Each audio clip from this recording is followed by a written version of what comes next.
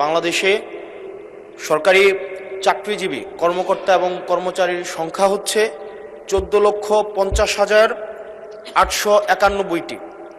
এই 14,50,891টি পরিবারের সর্বশেষ বেতন বৃদ্ধি হয়েছে 2015 সালে, আর বর্তমান হচ্ছে 2026 সাল।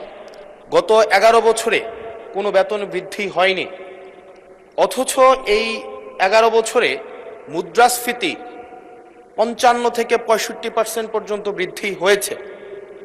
মাননীয় মন্ত্রী মহোদয়ের কাছে প্রশ্ন, এই 14,50,891টি যে পরিবার রয়েছে, প্রথম শ্রেণী থেকে চতুর্থ শ্রেণী কর্মকর্তা এবং কর্মচারীদের সরকারি তাদের বেতন বৃদ্ধির জন্য, যদি এটি আপনার মন্ত্রণালয়ের না, আপনারা অর্থ মন্ত্রণালয়ে তাদের বেতন বৃদ্ধির জন্য কোনো প্রস্তাব পাঠাবেন কিনা, এবং এই নিয়ে বর্তমানে আপনাদের প্রণীত যে নীতিটি রয়েছে সেটি আমরা জানতে চাচ্ছি।